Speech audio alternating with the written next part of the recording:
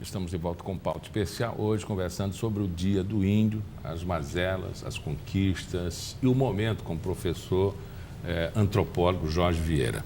Professor, a gente falava da dicotomia, da ambiguidade, do posicionamento da igreja, mas precisamos pontuar também que ela foi um elo muito grande de luta ao abrigar pessoas como índios e negros, principalmente Zumbi dos Palmares.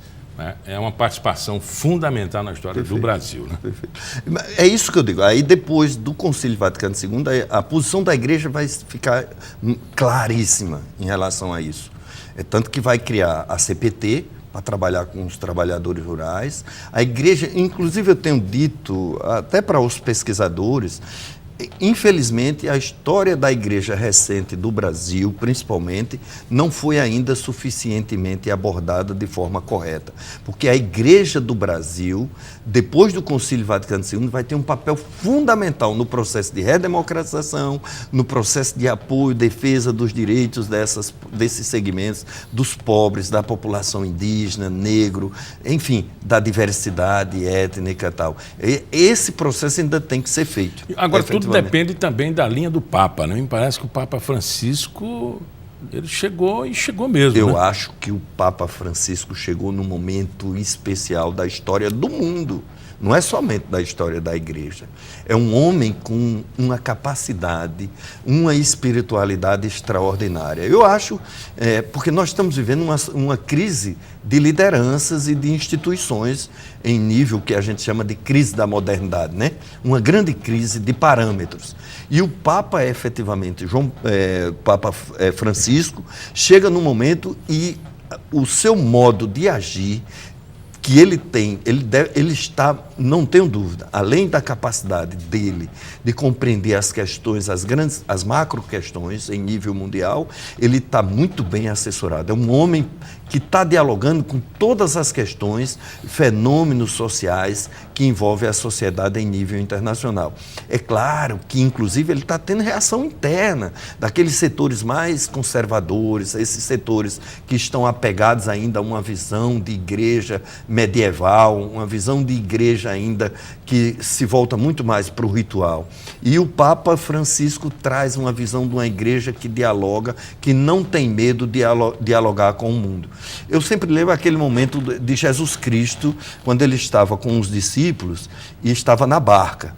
E os discípulos, com medo da ventania, das ondas profundas. E Jesus Cristo sai e vai ao encontro dos discípulos e caminha sobre a água, e aí eles dizem: quem é esse homem que é capaz de apaziguar, de caminhar sobre as águas? Eu acho que o Papa Francisco tem um pouco exatamente dessa espiritualidade, dessa vida do que foi também Jesus Cristo histórico. E uma espiritualidade de luta também, porque ele se posiciona. Exatamente. Aquela questão quando ele tratou, por exemplo, do homossexual, quando ele diz, toda essa discussão do preconceito, da discriminação, e o Papa diz: quem sou eu para julgá-lo? Olha que atitude, como Jesus Cristo fez. Passagem de Madalena. Isso, quem sou eu para apedrejá-la? Olha que atitude o Papa teve. Então ele está com os indígenas. Alguns indígenas, ele recebeu lá no Vaticano algumas lideranças indígenas. Ele deixou ser tocado e abençoado pelas lideranças indígenas. Olha que coisa bonita. Ela fez um ritual sobre o Papa.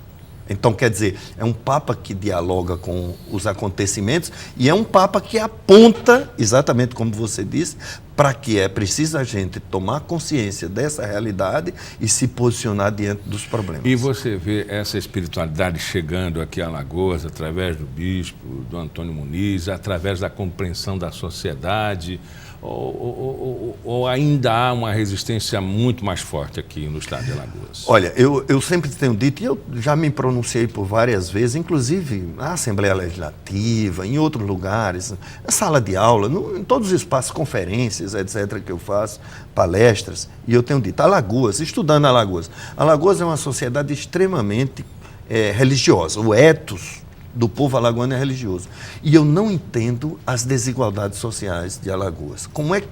O que é que passa por uma pessoa que confessa o cristianismo em se conformar com a miséria, com a exclusão social, com a discriminação que nós vivemos no estado? E o banditismo e a roubalheira. Isso, como é? Então é preciso.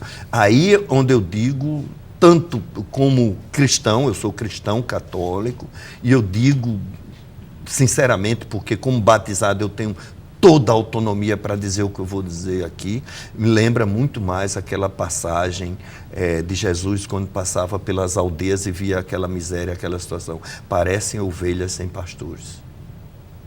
Então é preciso que os pastores, eu estou falando pastor, não é só os pastores bispos, não. Eu estou falando os pastores, os líderes, né? Todos os líderes religiosos. É preciso que as igrejas se posicionem. E não de uma forma alienada, mas de uma forma crítica, de uma forma que possa orientar o povo de Deus para tomar consciência e a gente poder transformar essa sociedade. Mas me parece que há uma confusão em ser líder pastor e ser líder mercantilista. Isso. Infelizmente, as religiões, boa parte dos segmentos religiosos deixaram o espírito, a mística e estão preocupados muito em vender a religião como mercadoria. Esse é o grande problema. Os índios alagoanos resistiram muito tempo, né? Nós temos mais de 20 povos, né, distribuídos em diversas cidades.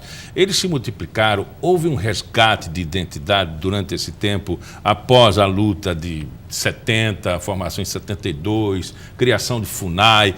Houve realmente por exemplo, a ascensão do PT, por exemplo, foi determinante para o crescimento dessa luta? Perfeito. Em 1970, Miguel, a grande pergunta que fazia-se na sociedade era: existe índio no Nordeste?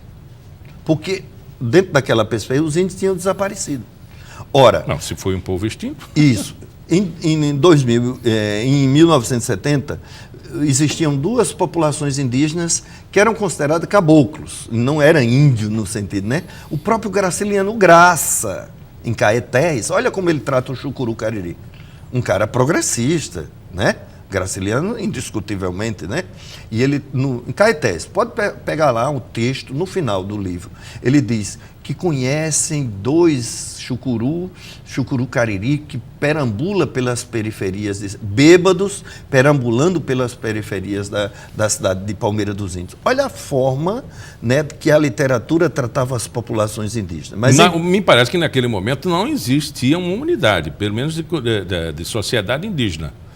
Em que sentido? Eles estavam perambulando pela cidade? Não, mas foi a forma tratada no texto de Graciliano. Isso é uma coisa.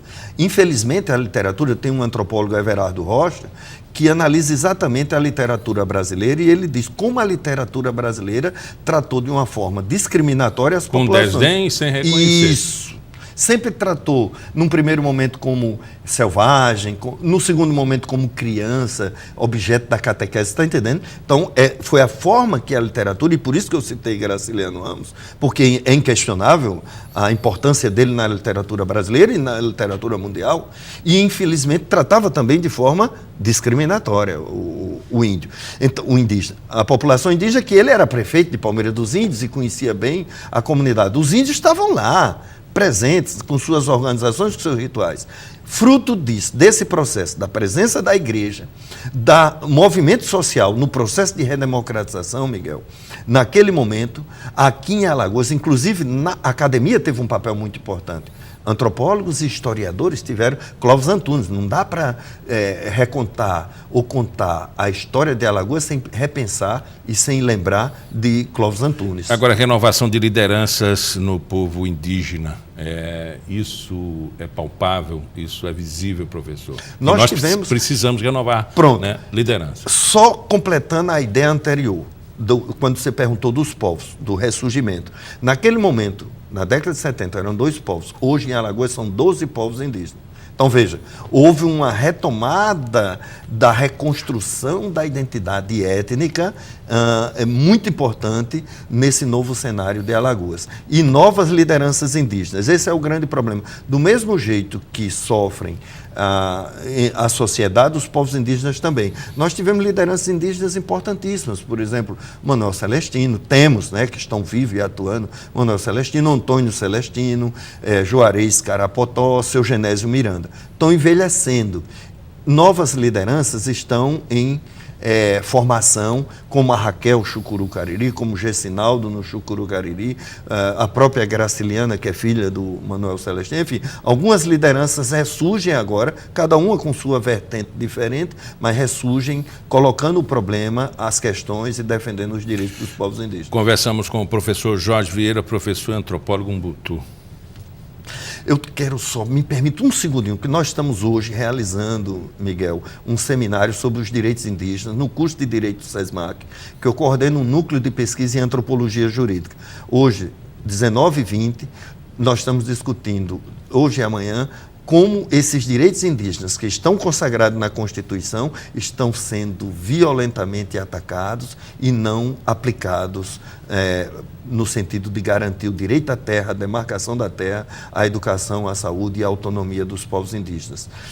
Então, lá no auditório do curso de Direito, que fica ali na Íris Alagoense, promovido pelo Núcleo de Pesquisa, que é ligado ao curso de Direito do SESMAC. Obrigado. O espaço onde durante décadas funcionou o Clube Alagoinhas vai receber o marco referencial de Maceió. E, para tanto, estão sendo adotadas medidas de proteção ao meio ambiente, como a instalação de boias de sinalização na Piscina do Amor. O Instituto do Meio Ambiente, o IMA, recebeu 40 boias para serem instaladas em torno do local conhecido como Piscina do Amor, a pouco mais de 1 quilômetro da orla de Pajuçara. A piscina aparece durante a maré baixa em um ambiente formado por recifes de coral e arenito. Por medida de proteção ambiental, o local foi isolado há algum tempo. A Piscina do Amor já é considerada uma zona de exclusão desde 2015 para diversos usos. E a implantação dessas boias foi uma das exigências para se conseguir a liberação ambiental que garante a construção do marco referencial de Maceió. Vai ser exatamente aqui onde eu estou, no local onde durante muitos anos funcionou o Alagoas Yacht Club, conhecido como Alagoinhas.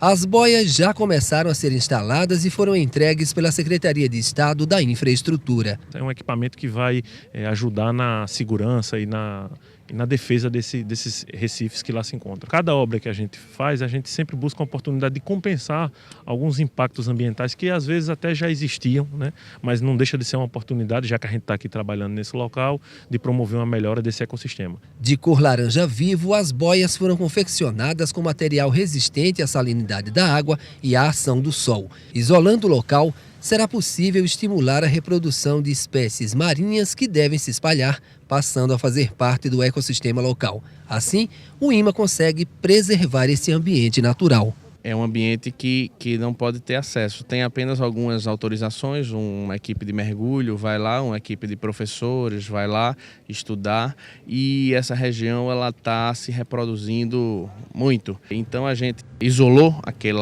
ambiente que é a Piscina do Amor e ela tem distribuído sua vida para toda a região. O Pauta Especial fica por aqui. Nos vemos amanhã às 11h30 da manhã ao vivo com reprise às 4h30 da tarde.